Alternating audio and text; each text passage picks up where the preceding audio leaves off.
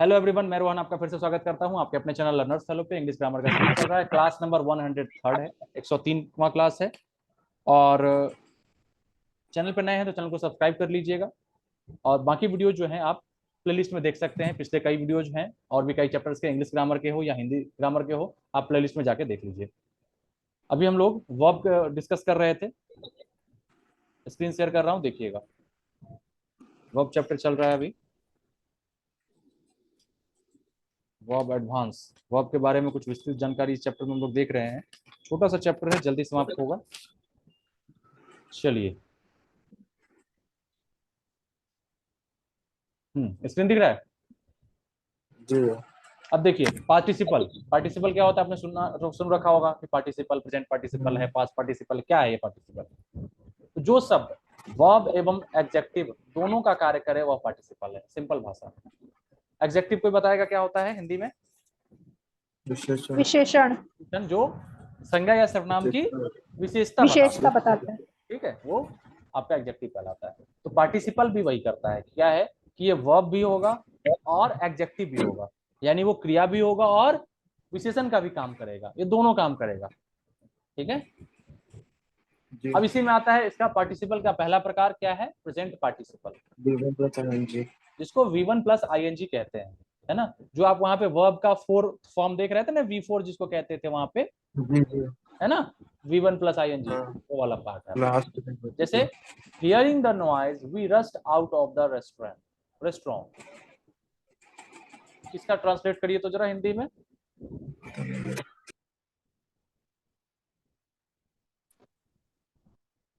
कोई भी लोग कर सकते हैं।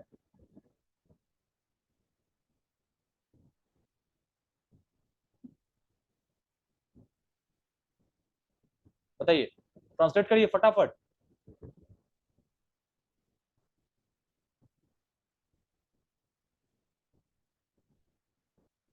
कौन बोलेगा? बोलिए। सरिता जी आप बताइए।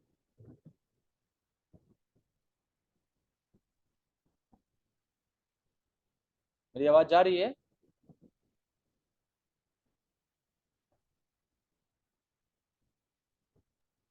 जी सर, आ रही है। अरे तो इतना सन्नाटा हमको शक होने लगता है कि अकेले तो नहीं बड़बड़ा रहे हैं बस। बोला करिए भाई। Hearing the noise we rushed out of the restaurant. क्या होगा? शोर सुनकर हम रेस्टोरेंट से बाहर निकले, ऐसा बाहर कुछ? आ गए। हाँ, शोर सुनकर बाहर हम आए या रेस्टोरेंट से निकले? बाहर आ गए। हियरिंग द आवाज नॉइज, सुनी है ना। शोर सुनते ही होगा। हाँ, we rushed out of the restaurant. हम लोग हम बाहर आ गए, रेस्टोरेंट के रेस्टोरेंट के बाहर रेस्टोरेंट से आ बाहर गए। आ गए ठीक है। या निकले। Thinking all is well he went to bed. All is well, all is well, all is well, all is well, सब ठीक है। थिंकिंग ऑल इज वेल, सब अच्छा है, ये सोचते हुए वह बेड पे गया, बिछावन पे गया, सोने चला गया। ठीक है। अब यहाँ पे देखिए, हियरिंग है, थिंकिंग है, यानी वर्ब वन, वर्ब का फर्स्ट फॉर्म प्लस ING, ये आपका है प्रेजेंट पार्टिसिपल, क्योंकि ये आप समझ रहे हैं ये टेंस भी इसका प्रेजेंट में। अब देखिए यहाँ पे ऊपर दिए गए दोनों वाक्यों में V1 प्लस ING का प्रयोग किसी घटना को इनकम्प्लीट या होता हुआ दर्शाने के लिए हो रहा है। ये घटनाएं कंप्लीट है क्या? मतलब ये चल रहा है, ये प्रोसेस कंटिन्यू हो रही है ना। या इनकम्प्लीट एक्शन है एक तरीके से। तो सोने गया, ऐसा नहीं कि वो सो गया। ठीक है। तो इनकम्प्लीट एक्शन को दर्शा रहा है। तो V1 plus ING present participle है। बात समझ में आ गई? एक तरह से ये प्रेजेंट की घटना और ये incomplete action, present participle. Past participle क्या हो जाएगा? Driven by poverty he committed suicide. बल्कि थर्ड फॉर्म होगा। क्या होगा इसका मतलब? गरीबी के चलते उसने सुसाइड कर लिया या आत्महत्या कर ली, है ना।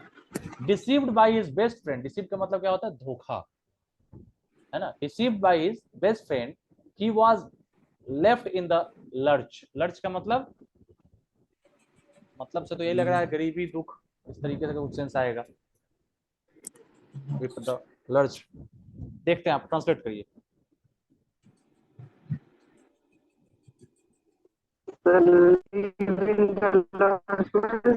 आवाज कट रही है आपकी फिर से। लॉर्ड्स मतलब अचानक एक और को लड़खड़ाना या लड़खड़ाहट। अचानक एक और को लड़खड़ाहट, हम्म, है ना, मतलब गिर ये पड़ना घबरा नहीं या जाता, भटक सदमा जैसे गए। लगता है अचानक से। हाँ, या भटक गए हैं। हाँ, तो डिसीव, डिसीव मतलब अपने प्रिय मित्र से धोखा खाने के बाद या पश्चात वह he was left in lurch, मतलब अकेला एक तरीके से हो गया, भटका हुआ भी इसका मीनिंग है। तो अब यहाँ पे समझिए, ये जो वर्ब आपका है वो आपका V3 है फॉर्म, समझ रहे हैं, वो आपका थर्ड फॉर्म, ये आपका पास्ट पार्टिसिपल कहलाएगा, ठीक है। जी। और ये वर्ब का फोर्थ फॉर्म था ना आपका V1 प्लस ING। ऊपर दिए गए दोनों वाक्यों में वर्ब थर्ड का प्रयोग किसी घटना को कंप्लीट दर्शाने के लिए किया गया है। आपका प्रेजेंट वाला जो प्रेजेंट पार्टिसिपल था उसमें घटना क्या थी, इनकम्प्लीट थी, इसमें कंप्लीट है। लेकिन पास्ट पार्टिसिपल में क्या है, वो घटना हो चुका है ना, घटना घटित हो चुकी है। इस V3 फॉर्म को पास्ट पार्टिसिपल कहते हैं, ठीक है। वर्ब का थर्ड फॉर्म को हम लोग पास्ट पार्टिसिपल। पार्ट अब यहाँ पे देखिए परफेक्ट पार्टिसिपल, परफेक्ट में हम लोग क्या लगाते थे, हैविंग प्लस वर्ब के हैज थर्ड। ए प्लस लगाते थे। तो यहाँ पे हाँ जी बोलिए, थर्ड। कुछ कह रहे हैं क्या? नहीं कह रहे हैविंग प्लस वर्ब के थर्ड फॉर्म। हाँ, तो हैविंग इसमें क्या लगेगा, हैविंग और वर्ब का थर्ड फॉर्म लगेगा, हैविंग के साथ आप इसको वर्ब का थर्ड फॉर्म ऐड करेंगे। जैसे देखिए, having done with it they got down to work, इसका क्या मतलब हुआ,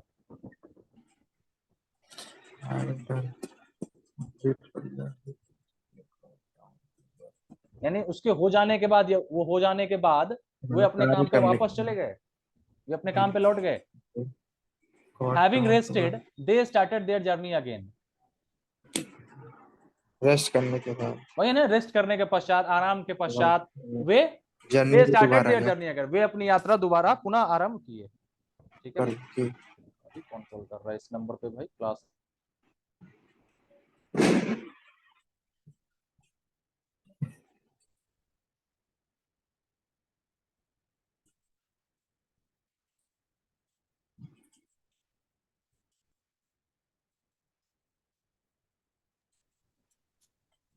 उधर गीत वगैरह चल रहा है, शादी विवाह का समारोह, कोई कह रहा है हेलो शंभू जी। अगर गलत नहीं होगा, वही कहे कि अपना कोई जान पहचान का ये क्लास का ये तो है नहीं कि वही करेगा। तो क्या है, ये जो आपका है हैविंग रेस्टेड या हैविंग डन, यानी आपका हैविंग लगा और वर्ब का थर्ड फॉर्म, ठीक है। हैविंग और वर्ब का थर्ड फॉर्म जब रहेगा तो ये परफेक्ट पार्टिसिपल कहलाएगा। ऐसे याद रखिएगा, परफेक्ट में क्या लगाते थे, हैजव लगाते थे ना आप, ठीक है। ऊपर दिए गए दोनों वाक्यों में किसी कार्य को भूतकाल में ही कंप्लीट होता दर्शाया गया है, पास्ट में ही कंप्लीट हो गया है। ऐसा करने के लिए हैविंग प्लस V3 यानी परफेक्ट पार्टिसिपल का प्रयोग किया जाता है, यानी कोई भी काम पास्ट में ही खत्म हो चुका है उसको दिखाने के लिए क्या किया इसने, हैविंग और V3 का यूज किया है, ठीक है। तो दिक्कत यहां तक, आगे बढ़े। जी। ट्रांजिटिव वर्ब, अब देखिए यही है ट्रांजिटिव इंट्रांजिटिव जो आपको मैं बता रहा था। सकर्मा का कर्मा किए है, किसने पूछा था, मैं मैं बोले तो, मैं नहीं तो कौन बे, माई अच्छा है कौन इधर, मैं नहीं तो कौन बे। चलिए, ट्रांजिटिव वर्ब, जब वाक्य में क्रिया के बाद एक कर्म, कर्म किसको कहते हैं, ऑब्जेक्ट को, की आवश्यकता पड़े तो क्रिया ट्रांजिटिव वर्ब कहलाता है। कुल मिला के बात यह है कि हिंदी में आपने पढ़ रखा है सकर्मक क्रिया, है ना, जिसमें आपका कर्म होगा, ठीक है। जैसे आई राइट एसे, तो राइट आपका क्या है, वर्ब वर्ब है, और एसे क्या है, ऑब्जेक्ट है। इसका पहचानने का सबसे अच्छा तरीका क्या होता है, हिंदी में भी बताया था वो वर्ब, क्या कहते हैं क्रिया वाले चैप्टर में, क्या पूछिए, सवाल क्या करिए, क्या से। जैसे मैं लिखता हूं, क्या लिखते हो, ऐसे निबंध लिखता हूं, तो बस क्या का जो जवाब आया वही आपका ऑब्जेक्ट होता है। बहुत लोगों को ऑब्जेक्ट फाइंड करने में दिक्कत होती है, तो क्या का जो जवाब मिला वो आपका है। क्या का जवाब अगर मिल जाए तो वो आपका ट्रांजिटिव वर्ब है, सकर्मक क्रिया, उसमें कर्म है, कहने का मतलब उस वाक्य में। नहीं मिले तो नहीं है। जैसे देखिए, बर्ड्स फ्लाई, चिड़िया उड़ती हैं, ठीक है। तो अब क्या उड़ती है भाई, क्या का जवाब इसमें मिलेगा? नहीं। नहीं। सी स्लेप्ट, वह सो चुकी, क्या सो चुकी, जवाब मिलेगा? नहीं। नहीं मिलेगा। तो ये इंट्रांजिटिव है, अकर्मक है, इसमें कर्म नहीं है। वहीं देखिए, मतलब जो खुद से हो, खुद से है हो, ना सर? मतलब जो क्रिया खुद से हो, अपने से हो रही है। अपने से कहाँ हो रहा है, चिड़िया उड़ रही है तभी ना हो रहा है। ये यहाँ नहीं सुटेबल होगा। कहने का मतलब आप क्या से जवाब करिए, हम उसमें कर्म ढूंढ रहे हैं ना, ऑब्जेक्ट उसमें नहीं होना चाहिए। जिसमें ऑब्जेक्ट हाँ होगा, ऑब्जेक्ट। उस सेंटेंस में जिसमें ऑब्जेक्ट है, तो ऑलरेडी जिसमें कर्म है तो भाई व्हाट वो डू यू। सकर्मक हो गया, है ना, ट्रांजिटिव वर्ब हो गया। हाँ और जिसमें ऑब्जेक्ट नहीं है जिस सेंटेंस में, आप इंट्रांजिटिव वर्ब वहां के वर्ब को कहेंगे, उस वर्ब को। जैसे चिल्ड्रेन फ्लाई काइट्स, बच्चे क्या उड़ा रहे हैं, पतंग उड़ा रहे हैं, पतंग उड़ा रहे हैं। है ना। तो यहाँ पे आप सवाल करिए क्या से, बच्चे क्या उड़ा रहे हैं, जवाब आएगा हाँ व्हाट या पतंग, होम पे रिप्लाई है ना। हाँ, करते हैं। जवाब क्या आएगा, पतंग उड़ा रहे हैं। तो जो पतंग जो है वो पतंग उड़ा ऑब्जेक्ट है, यानी यही आपका ये जो वर्ब हो जाएगा फ्लाई, फिर यहाँ पे ये आपका ट्रांजिटिव वर्ब हो जाएगा। लेकिन यहीं पे जो फ्लाई वाला वर्ब, बर्ड्स फ्लाई, इसमें फ्लाई जो वर्ब है ये इनट्रांजिटिव वर्ब है, क्योंकि इसमें कोई ऑब्जेक्ट नहीं लगा है इसके बाद। बात नहीं समझ में आ होता रही है, है? ये अपने हाँ साथ सर। ऑब्जेक्ट नहीं लेके आता है। बस काम खत्म। इंट्रांजिटिव जब वाक्य में क्रिया के बाद कर्म की आवश्यकता नहीं पड़े तो वो इंट्रांजिटिव बता ही दिया अभी। अगर वर्ब ट्रांजिटिव है, टीवी, तो वर्ब के उल्लेख मात्र से क्या जैसे सवाल उठते हैं, मैंने आपको बता दिया है क्या क्या। से सवाल उठता है। जैसे किल्ड। ही किल्ड, क्या मारा। तो ही किल्ड, यहाँ पता पे ही किल्ड नहीं। जो है आपका, ये आपका कौन सा वर्ब होगा, ट्रांजिटिव या इनट्रांजिटिव? उसके साथ ऑब्जेक्ट है। उसने इंट्रांजिटिव। मारा, तो क्या मारा, इसमें कुछ है ही इंट्रांजिटिव। नहीं, बता ही नहीं क्या लग रहा है हमारा ना, क्या का कुछ जवाब नहीं नहीं मिल पता। रहा। तो यहाँ पे किल जो वर्ब है आपका इंट्रांजिटिव वर्ब है। लेकिन वहीं पे इंट्रांजिटिव क्योंकि ही किल्ड अ रैबिट, या वो ट्रांजिटिव होगा। He killed an he killed a mosquito, उसने मच्छर को मारा मान लीजिए। तो जब आप तो अपने साथ ऑब्जेक्ट लेके पूछिए आए हैं। पूछिए वो क्या मारा, क्या। मच्छर मारा, अच्छा मारा। है ना। या तो यहाँ पे ऑब्जेक्ट है, तो यहाँ पे जो किल्ड वर्ब हम्म। आएगा ये आपका ट्रांजिटिव वर्ब हो जाएगा। लेकिन सेम वर्ब इससे पहले था, वो इनट्रांजिटिव वर्ब है।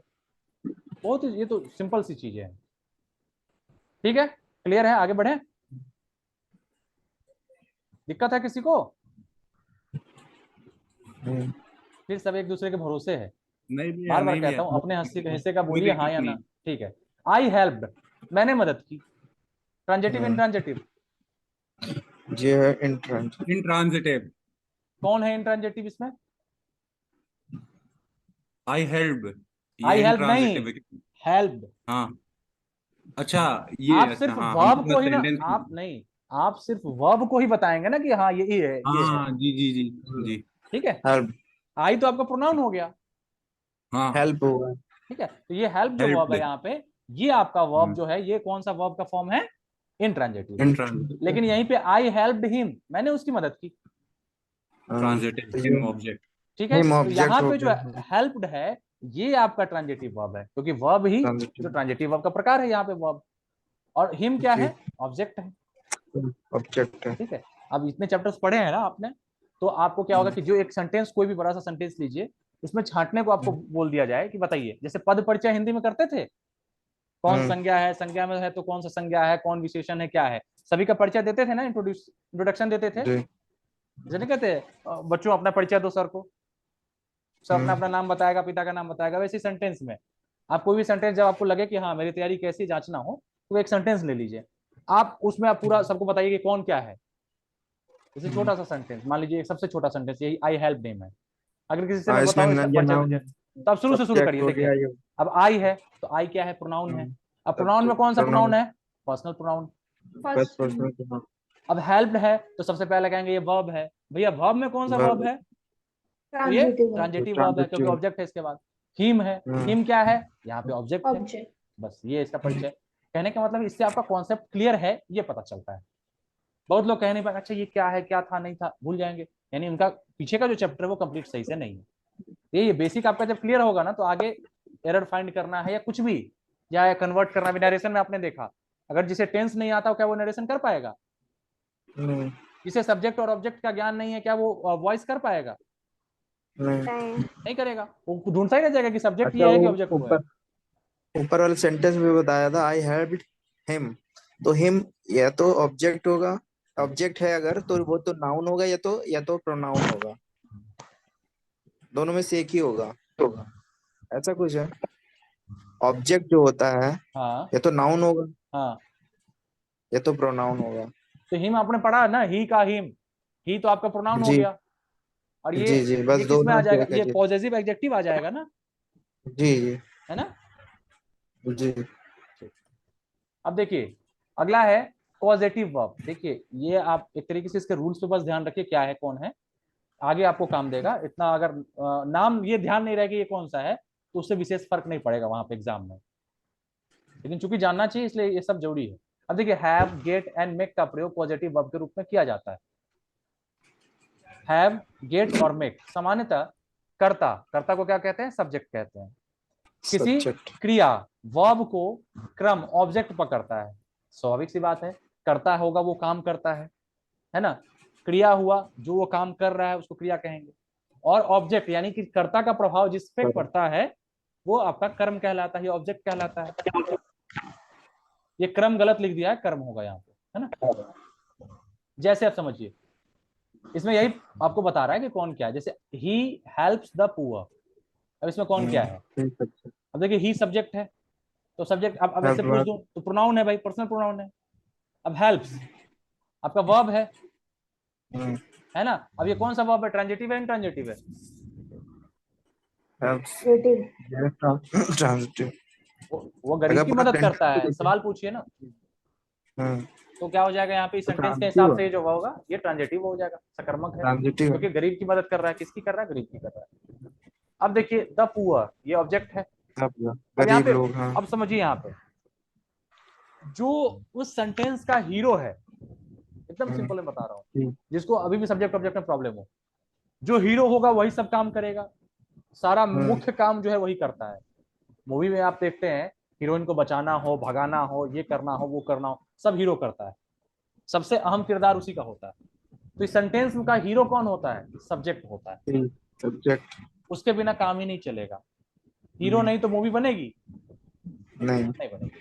तो ही यानी वह, अब वह मदद कर रहा है किसकी, गरीब की। तो मेन जो सारा सूत्रधार है, एक तरह से काम करना का जिम्मा है, किसने उठा रखा है, उसने। तो ही यहाँ पे आपका सब्जेक्ट है। ये पूरे सेंटेंस का हीरो कौन है, ही, ठीक है। अब वो जो काम कर रहा है, तो आपका जो ना वाला है जो काम कर रहा है, यानी मदद करने का काम यहाँ पे किया जा रहा है, तो जो काम किया जाएगा वो वर्ब आपका हो गया, ठीक है। अब ये मदद कर रहा है, यानी ये मदद करने का जो काम है, इस मदद से फायदा किसको पहुंचने जा रहा है, गरीब को। गरीब को। या तो अगर कोई नुकसान भी पहुंचेगा तो किसको पहुंचेगा, गरीब को। यानी वो जो काम जिस पे किया जाएगा या जिसके लिए किया जाएगा, फायदा या नुकसान तो उसी को होना है। कहने का मतलब ही जो काम कर रहा है उसका प्रभाव किस पे पड़ रहा है, ऑब्जेक्ट, गरीब पे ना। तो इसलिए ऑब्जेक्ट है गरीब, यानी और सब्जेक्ट है ही। तो सब्जेक्ट जो काम करता है उसका जो भी प्रभाव होता है, जो भी परिणाम होता है, वो पड़ता है कर्म पे। यानी कर्ता जो भी काम करेगा उसका प्रभाव कर्म पे पड़ता है। या ऐसे कह दीजिए कि कर्ता का प्रभाव जिस पे पड़े वह कर्म है, सब्जेक्ट का प्रभाव जिस पे पड़े वो ऑब्जेक्ट है। बात समझ में आ गई। यानी वह जो भी काम करेगा अच्छा या बुरा, वो फायदा या नुकसान किसको होने वाला है, ऑब्जेक्ट को, गरीब को। तो गरीब यहाँ पे यानी जिस पे प्रभाव पड़े वो ऑब्जेक्ट है, जो काम करे वो सब्जेक्ट है, और जो काम हो वो वर्ब है। बोलिए कोई दिक्कत इसमें, अब कुछ क्लियर हुआ और ज्यादा। जी। देखिए लेकिन जब सब्जेक्ट ही वर्ब को एक्सपीरियंस करे, यानी क्रिया का फल, यानी काम जो कर रहा है ना, क्रिया का फल जो पड़े वो कर्म पर न पड़ के, क्रम लिख रहा है बार बार ये गलती कर रहा है, न पर कर्ता, कता लिख दिया, पर पड़े तो पॉजिटिव वर्ब का प्रयोग होता है। कहने का मतलब कई बार ऐसा होगा कि जो वो काम करेगा उसका प्रभाव भी खुद पे ही पड़ता है, ठीक है। जब ऑब्जेक्ट नहीं होगा तो वो जो भी काम करेगा उसका प्रभाव तो उसको खुद भुगतना पड़ेगा। उस वैसे केस में हम किस तरह का वर्ब प्रयोग करते हैं? पॉजिटिव है। पॉजिटिव वर्ब का। और पॉजिटिव वर्ब में कौन कौन से प्रयोग होते हैं? 3 ही हैं, हैव, गेट, मेक। कौन कौन है? Have, get, make. जैसे देखिए, ही गॉट कॉट, वह पकड़ा गया, ठीक है, वह पकड़ा गया। अब ये सेंटेंस तो बिल्कुल सही है, एक सब्जेक्ट है, एक वर्ब है ना। अब ही गॉट कॉट, अब यहाँ पे समझिए कि अब वो जो पकड़ा गया है तो उसका प्रभाव भी किस पे पड़ा? खुद पे ही है, क्योंकि वही पकड़ा गया है। अगला देखिए, तो इसमें इस तरह के जो वर्ब होंगे उसमें हम पॉजिटिव वर्ब का प्रयोग करेंगे। आपने अभी देखा है ना, गेट एक पॉजिटिव वर्ब है, गेट का ही फॉर्म गॉट किया। The environment gets polluted due to our ignorance। पर्यावरण हमारे, इग्नोरेंस को क्या बोलेंगे? मतलब नकार, इग्नोर करना, नजरअंदाज। हाँ, नजरअंदाज करना। पर्यावरण हमारे नजरअंदाज करने की वजह से पॉल्यूट होता है, यानी वो क्या कहते हैं उसको, कहेंगे प्रदूषित होता है, दूषित होता है, दूषित होता है। ठीक है, तो अब यहाँ पे देखिए गेट्स जो है यही आपका पॉजिटिव वर्ब है, पॉजिटिव वर्ब है ना, क्योंकि यहाँ पे जो भी प्रभाव पड़ रहा है वो एनवायरमेंट पे खुद ही पड़ रहा है। ठीक है, कई बार वाक्य से ये तात्पर्य निकलता है कि कर्ता किसी कार्य को करता नहीं बल्कि कराता है, प्रश्नार्थक वाला सेंस। काम जो है वो कर्ता खुद नहीं कर रहा है, किसी से करवा रहा है। यानी यहाँ पे सब्जेक्ट जो फर्स्ट है, यानी जो सब्जेक्ट है कार्य करने वाला, और सब्जेक्ट टू क्या है? कार्य कराने वाला, S2 प्रत्यक्ष अथवा अप्रत्यक्ष रूप से मौजूद होते हैं। यानी उसमें एक तो होगा जो काम करवा रहा है और दूसरा जो सब्जेक्ट होगा वो काम कर रहा है। जैसे देखिए, I made him do the whole work, मैंने उससे पूरा काम करवाया, सारा काम करवाया। अब यहाँ पे मैं भी हूं मौजूद और वो भी है मौजूद, तो करवाने वाला कौन है? मैं हूं। तो मैं चूंकि कुछ नहीं कर रहा तो मैं सेकंड नंबर पे हूं, जो मेन काम करेगा वो सब्जेक्ट फर्स्ट है, S1। ठीक है, मैंने उससे काम करवाया है ना, तो जो हिम है यहाँ पे वो है आपका सब्जेक्ट फर्स्ट। ठीक है, यानी दो सब्जेक्ट है। एक तरीके से जो एक्टिव है थोड़ा सा, जिसने काम किया उसको पहले नंबर पे रख दो, S फर्स्ट कर दो। जो सेकंड है यानी जो काम करवाने वाला है, क्योंकि मैं काम करवा रहा हूँ, मैं कुछ कर नहीं रहा, मैं बॉस हूँ, तो मैं आराम से बैठूंगा, ये सेकंड नंबर पे आ गया। और मेड क्या है? मेक का टेंस है। ठीक है, डू आपका वर्ब का फर्स्ट फॉर्म है और द होल वर्क यहाँ पे ऑब्जेक्ट है। अगला देखिए, we got him arrested by the police. We got him arrested by the police, पकड़ में कौन आया? वह पकड़ में आया ना। ठीक है, हम लेकिन पकड़वाने का काम किससे कर रहा है? कौन करवा रहा है? हम लोग कर रहे हैं। हम लोगों ने उसे पुलिस से गिरफ्तार करवा दिया। We got him arrested by the police. Have the box opened, have जो है ये टेंस है, इसका ऑब्जेक्ट हो गया द बॉक्स, ओपनड क्या है? वर्ब का third form. We have to make the system work, अब यहाँ पे we have to make the system work, ये जो सिस्टम है ये आपका सब्जेक्ट फर्स्ट है और ये सब्जेक्ट टू है। कुल मिला के जो एक्टिव है, ठीक है, जो काम कर रहा है वो आपका सब्जेक्ट फर्स्ट है। I can not get your work done by him, I यहाँ पे S2 है और ये आपका हिम जो है वो आपका सब्जेक्ट फर्स्ट है, कुछ खास विशेष नहीं। आप देखते हैं मेक, हैव एवं गेट के बीच प्रयोग का अंतर, तीनों में कहा क्या अंतर आता है? यहाँ पर मेन है ना, यहाँ सब्जेक्ट मेन सब्जेक्ट है, वही है, जो काम करवा रहा है। आई गेट हैव के प्रयोग के बाद सब्जेक्ट फर्स्ट का उल्लेख बाई प्लस S1 के फॉर्म में होता है। जैसे कोई गेट है या हैव है, उसके बाद जो सब्जेक्ट फर्स्ट वाला है उसको बाई के साथ हम लगाते हैं, लेकिन पैसिव वॉइस की तरह सब्जेक्ट फर्स्ट का प्रयोग भी किया जा सकता है और नहीं भी। एग्जांपल से क्लियर, जैसे ऊपर 5 में मेक के बाद सब्जेक्ट फर्स्ट का प्रयोग करना आवश्यक होता है। मेक के बाद, जैसे देखिए यहाँ पे मेक के बाद सब्जेक्ट फर्स्ट, जैसे we have to make the system work, तो मेक के बाद जो सब्जेक्ट आएगा ना वो आपका सब्जेक्ट फर्स्ट आएगा। ठीक है, और क्या कह रहा है, गेट हैव के बाद सब्जेक्ट फर्स्ट का उल्लेख बाई प्लस S1 के फॉर्म में होता है, गेट या हैव। अब देखिए यहाँ पे गेट है ना, आई can not get your work उसके बाद डन बाई हिम, तो यानी कि क्या है, बाई लगा ना, बाई प्लस सब्जेक्ट आएगा। अगर हैव भी लगा है तो उसके बाद क्या आएगा, हैव के प्रयोग के बाद, लेकिन पैसिव क्या दे रहा है, गेट हैव बाई का प्रयोग किया ना यहाँ पे, ठीक है, गेट के बाद गेट हैव के बाद V3 का प्रयोग होता है। सेकंड नंबर में देखिए, गेट और हैव के बाद V3 का, हैव लगा तो यहाँ पे V3 का प्रयोग हमने किया, ठीक है। और मेक के बाद वर्ब का फर्स्ट फॉर्म प्रयोग होता है। मेक के बाद यहाँ पे देखिए टू मेक है तो वर्ब का फर्स्ट फॉर्म लगा। वाक्य में गेट हैव एवं मेक टेंस के अनुसार परिवर्तित होती है, तो स्वाभाविक सी बात है, टेंस जैसा रहेगा, गेट का गॉट करेंगे, हैव का हैड करेंगे, इस तरीके से। वर्ब का प्रयोग विभिन्न पैटर्न में हो सकता है, नीचे देगा पैटर्न के हिसाब से। देखिए किस किस तरह में वर्ब का पैटर्न होता है, कभी सब्जेक्ट के साथ रहेगा, कभी ऑब्जेक्ट के साथ, कब रहेगा, देखिए ये वर्ब के प्रयोग का सबसे साधारण पैटर्न है, subject plus verb. I it, मैं खाता हूं, ठीक है। सबसे सिंपल जो फॉर्म होता है सेंटेंस का यही होता है, एक सब्जेक्ट डाल दीजिए, एक वर्ब डाल दीजिए, आपका वो सेंटेंस बन जाएगा। सबसे छोटा भी sentence, I right, I speak, I hear, और आई के साथ ऐसे का प्रयोग आप नहीं करते हैं ना जी।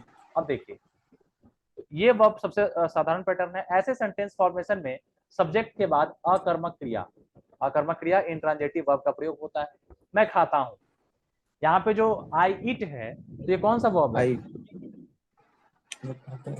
इंट्रांजिटिव है ना। क्या खाता हूं का जवाब यहाँ नहीं मिल रहा, नहीं ऑब्जेक्ट है ही नहीं, इंट्रांजिटिव है ना। तो इसमें जो है आपका इंट्रांजिटिव वर्ब प्रयोग होगा सब्जेक्ट प्लस वर्ब वाले फॉर्म में। वाक्य का अर्थ किसी कर्म जो ऑब्जेक्ट है के बिना भी स्पष्ट होता है। मैं खाता हूं, तो वाक्य तो ये मीनिंगफुल है ना कुछ खा रहा हूँ, वाक्य मीनिंगफुल है। इस सेंटेंस पैटर्न को पैसिव वॉइस में परिवर्तित नहीं किया जा सकता क्योंकि इसमें ऑब्जेक्ट है ही नहीं, तो इसका आप ऑब्जेक्ट के पैसिव में नहीं चेंज करेंगे आप, ठीक है। तो इसको आप पैसिव में चेंज नहीं कर सकते। आप कोई कह दे आई ईट को परिवर्तित करो भाई पैसिव में, तो आप इसको पैसिव में परिवर्तित नहीं कर सकते। अब देखिए यहाँ पे सब्जेक्ट है और वर्ब है, किस तरह से सेंटेंस, जैसे बर्ड्स फ्लाई, चिड़िया उड़ते हैं। अब यहाँ पे बर्ड होता तो क्या हो जाता, कौन सा वर्ब आता बर्ड के साथ, बर्ड के साथ FLI, हाँ फ्लाइज आ जाता। और फ्लाइज आपका सिंगुलर वर्ब है या प्लूरल वर्ब है, वो प्लूरल है, सिंगुलर। बताया था वर्ब के केस में उल्टा होता है, जिसमें लगेगा कि एस लगा है तो सिंगुलर कर दीजिए, और जिसमें लगेगा एस नहीं लगा है वो प्लूरल हो जाता है। क्योंकि बर्ड आपका सिंगुलर है तो सिंगुलर वर्ब, सिंगुलर पर्सन के साथ तो सिंगुलर वर्ब यूज होगा ना। फ्लाइज जो है आपका वो सिंगुलर वर्ब है, याद रखिएगा, ये प्लूरल वर्ब है, बताया था कभी, वर्ब में उल्टा चलेगा। द मून इज शाइनिंग, ठीक है। ये सब आपका क्या है, आपका सब्जेक्ट प्लस एक ही वर्ब है, यही वाला पैटर्न है। द बेबी इज स्लीपिंग, बच्चा सो रहा है। आई वाज गोइंग, मैं जा रहा था। ये भी सब आपका इंट्रांजिटिव वर्ब है, कहाँ जा रहा था, क्या जा रहा था, कुछ पता नहीं। अगला पैटर्न देखिए, subject plus verb plus subject complement, subject के साथ कुछ कॉम्प्लीमेंट होगा। जैसे ऐसे सेंटेंस फॉर्म में कॉम्प्लीमेंट या तो नाउन होता है, यही जो पार्ट आप बता रहे थे, है ना, या तो प्रोनाउन होता है या फिर एडजेक्टिव होता है। इस सेंटेंस में भी पैसिव वॉइस में परिवर्तित नहीं किया जा सकता, इसको भी पैसिव में आप नहीं कर सकते। जैसे दिस इज अ पेन, यह एक कलम है, तो दिस क्या हो गया यहाँ पे सब्जेक्ट, इज आपका वर्ब हो गया, और अब पेन जो है ये सब्जेक्ट के साथ कॉम्प्लीमेंट है, सब्जेक्ट के बारे में कुछ बताया जा रहा है। उसको ऑब्जेक्ट भी तो बोल सकते हैं, सब्जेक्ट कॉम्प्लीमेंट को क्या कह सकते हैं। अच्छा जी। अब यहाँ पे देखिए, लेकिन इसको भी आप क्या कहेंगे कि ऑब्जेक्ट है तो पैसिव में चेंज हो जाएगा, नहीं होगा, नहीं। लेकिन सब्जेक्ट कॉम्प्लीमेंट ज्यादा से, क्योंकि यहाँ सब्जेक्ट का प्रभाव जो है ऑब्जेक्ट पे नहीं पड़ रहा ना। नहीं पड़ रहा, पेन है, इसमें क्या प्रभाव है, ठीक है। इट इज आई, वह मैं, ही लुक्स हैप्पी, यहाँ ही आपका सब्जेक्ट हो गया, लुक्स हो गया वर्ब, और हैप्पी जो है ये आपका क्या है, या तो नाउन हो सकता है, प्रोनाउन हो सकता है, एडजेक्टिव हो सकता है। ये एडजेक्टिव है। एडजेक्टिव है यहाँ। माय फादर गॉट एंग्री, तो आप समझ रहे हैं ना, माय फादर सब्जेक्ट हो गया, गॉट हो गया आपका वर्ब, और एंग्री हो गया सब्जेक्ट कंप्लीमेंट। ठीक है। पैटर्न थर्ड देखिए, यहाँ पे प्रभाव पड़ेगा, ऑब्जेक्ट रहेगा, subject plus verb plus direct object, direct object है। देखिए कई वर्ब सकर्मक क्रिया ट्रांजिटिव वर्ब होते हैं, आपको पता है। ट्रांजिटिव वर्ब के बाद ऑब्जेक्ट का उल्लेख होना जरूरी है, वरना अर्थ स्पष्ट नहीं होता है, क्योंकि जब से ही सकर्मक हुआ तो कर्म के साथ तो ऑब्जेक्ट आएगा ना भाई, कर्म कुछ करता जो कुछ काम करेगा उसका प्रभाव तो पड़ना चाहिए ना, प्रभाव पड़ेगा ऑब्जेक्ट पे। ठीक है। जैसे आई नो हिम, मैं उसे जानता हूँ। ठीक है, और कहीं ना कहीं इसका जो पैसिव आप बना सकते हैं, बना सकते हैं ना, आई नो हिम बनाई तो पैसिव क्या होगा, पढ़ चुके हैं आप। मैं उसे जानता हूँ। अरे पैसिव पूछा, he is known by me. He knows by me। is known by me। ठीक है। मतलब क्या है? सी ओपन द डोर, तो सी यहाँ पे सब्जेक्ट हो गया, वर्ब हो गया ओपन, और डायरेक्ट ऑब्जेक्ट क्या है, डोर है ना, डायरेक्ट प्रभाव भी पड़ रहा है यहाँ पे। देखिए you should help your self, you should help आपका वर्ब हो गया, योर सेल्फ हो गया डायरेक्ट ऑब्जेक्ट। योर सेल्फ क्या है आपका, किस तरह का ऑब्जेक्ट है, पढ़ा था आपने प्रोनाउन वाले में, my self, your self, reflexive pronoun. Reflexive pronoun, बिल्कुल सही। चलिए पैटर्न 4 देखिए कैसा आता है, subject verb, subject plus verb plus indirect object plus direct object. इसमें क्या होगा आपका, एक इनडायरेक्ट ऑब्जेक्ट भी होगा, और क्या होगा फिर, डायरेक्ट ऑब्जेक्ट भी होगा। मतलब एक सजीव होगा एक निर्जीव होगा, ऐसा। देखते हैं, देखिए कहाँ चला गया शब्द इसमें बुक में। हाँ इसमें आपका क्या है, हाँ पैटर्न 4 है ना। लिविंग थिंग एक नॉन लिविंग थिंग। देखिए यहाँ पे जब वाक्य में दो ऑब्जेक्ट हों, ठीक है, दो ऑब्जेक्ट होंगे, एक डायरेक्ट होगा एक इनडायरेक्ट वाला होगा, तो इनडायरेक्ट ऑब्जेक्ट जो सामान्यतः सजीव होगा, जो इनडायरेक्ट होता है वो सामान्यतः हमेशा नहीं सजीव होगा, लिविंग थिंग होगा, का उल्लेख पहले होता है। जो लिविंग है उसको पहले रखो, नॉन लिविंग को बाद में रखो, यानी इनडायरेक्ट को पहले रखो, डायरेक्ट को बाद में। जैसे देखिए I gave her my book, इसको ऐसा नहीं कर सकते आई गेव माई बुक हर, है ना, फिर आपको लगाना पड़ जाएगा I gave my book to her, कर सकते हैं फिर, है ना, फिर वहां पर टू लगाना पड़ जाएगा। अब यहाँ पे देखिए आई सब्जेक्ट है, गेव आपका वर्ब है, इनडायरेक्ट ऑब्जेक्ट है क्या है, हर, क्योंकि मैंने उसे दिया है, लेकिन देने का प्रभाव डायरेक्ट नहीं है। जो चीज ऑब्जेक्ट है, मेन ऑब्जेक्ट क्या है आपका यहाँ पे, बुक है। कहेंगे तो ऑब्जेक्ट दोनों है, हर भी है और माई बुक भी है, लेकिन डायरेक्ट ऑब्जेक्ट है जो डायरेक्ट क्या दिया जा रहा है आपको, किसका प्रभाव देने का काम किस पे हो रहा है, बुक पे, लेकिन दिया चूंकि मैंने उसे है तो इनडायरेक्ट ऑब्जेक्ट। तो इनडायरेक्ट जो है लिविंग थिंग होता है, उसको हम लोग पहले रखते हैं सेंटेंस में, और डायरेक्ट वाले को बाद में। आई बाउट हर अ पर्स, ठीक है, आई सोड सॉरी ही सोड मी हिज नोट्स, इसने मुझे अपना नोट्स दिखाया, ठीक है, तो यहाँ पे सोड मी है मुझे, और अपना नोट्स, हिज नोट्स जो है वो डायरेक्ट ऑब्जेक्ट है। क्लियर है, डायरेक्ट इनडायरेक्ट ऑब्जेक्ट आप पहचान पाएंगे। अगला देखिए पैटर्न 5 क्या कह रहा है, सब्जेक्ट होगा, वर्ब होगा, डायरेक्ट ऑब्जेक्ट होगा, प्रीपोजिशन होगा, और प्रीपोजिशनल ऑब्जेक्ट होगा। जैसे मैंने अभी आपको बताया था कि हर लगाइएगा तो टू लगाना पड़ जाएगा, बताया था ना अभी, वही देखिए क्या है। जैसे अगर पैटर्न 4 को हम इस तरह परिवर्तित करना चाहे तो डायरेक्ट ऑब्जेक्ट का उल्लेख पहले और डायरेक्ट के बाद प्रीपोजिशन का प्रयोग करें, तब इनडायरेक्ट। अभी आपको मैं पहले सेंटेंस में बताया था ना कि कर सकते हैं इसको भी माई बुक को पहले, लेकिन फिर आपको क्या करना पड़ेगा, टू लगाना पड़ेगा, प्रीपोजिशन लगाना पड़ेगा, और तब इनडायरेक्ट आप लगाएंगे। जैसे देखिए सेम चीज, आई गेव, अब पहले कर दिया माई बुक, फिर आपको प्रीपोजिशन लगाना पड़ेगा टू, और तब आप प्रीपोजिशनल ऑब्जेक्ट क्या है, हर, मतलब वही है, मैंने उसे अपना बुक दिया, यहां भी वही बुक दे ही रहा है, लेकिन सेंटेंस का स्ट्रक्चर आपने चेंज किया, ठीक है। I bought a purse for her, और अगर ऐसे करते तो क्या था, आई बाउट हर अ पर्स, तो आपको फॉर लगाने की जरूरत नहीं थी, ठीक है। अंतर समझ रहे हैं? जैसे इस सेंटेंस को देखिए आप, I bought a purse for her, और ये क्या था, आई बाउट हर अ पर्स। चीज वही है, स्ट्रक्चर में अंतर है। समझ में आ रही बात? क्लियर है? He showed his notes to me and my friends. इसमें वही किया है कि डायरेक्ट ऑब्जेक्ट को अगर आप पहले रखते हैं तो आपको कुछ ना कुछ प्रीपोजिशन ऐड करना पड़ेगा, और तब उस ऑब्जेक्ट को आप बाद में रखेंगे। ठीक और है, उसमें जो है ऐसा कुछ नहीं था। उसमें कुछ नहीं था, इसको आप पहले रख दिए, उसको बाद में रख दिए, अर्थ इसमें वही अगर निकलेगा। पहले डायरेक्ट ऑब्जेक्ट रखना है तो हमें प्रीपोजिशन लगाना पड़ेगा। ऐसे भी देखिए ना, बोलने में भी ठीक नहीं लगेगा आपको अगर प्रीपोजिशन हटा के आप पढ़ के देखिए इसको। बहुत आई गेव माई बुक हर, ऐसे ही पढ़ा, I gave my book to her, मैंने उसे दिया। ये अगर ऐसे कहते तो कह सकते थे I gave her my book. दोनों का मतलब वही है, दोनों तरह से सेंटेंस आप बना सकते हैं, अर्थ वही रहेगा। कोई वर्ब का प्रयोग पैटर्न 4 और 5 दोनों में किया जा सकता है। जैसे पैटर्न 5 का प्रयोग ज्यादा उचित होता है अगर डायरेक्ट ऑब्जेक्ट कम महत्वपूर्ण हो या फिर इनडायरेक्ट ऑब्जेक्ट ज्यादा लंबा हो। यानी दोनों सही है, लेकिन क्या है, 4 और 5 दोनों कर सकते हैं आप, कोई दिक्कत नहीं है। लेकिन पैटर्न 5 जो है इसको ज्यादा सही कहा जाता है, या इसका प्रयोग तब आप करिए जब डायरेक्ट ऑब्जेक्ट ज्यादा महत्वपूर्ण है। जैसे बुक यहाँ पे ज्यादा इंपॉर्टेंट है, तो I gave my book to her, है ना।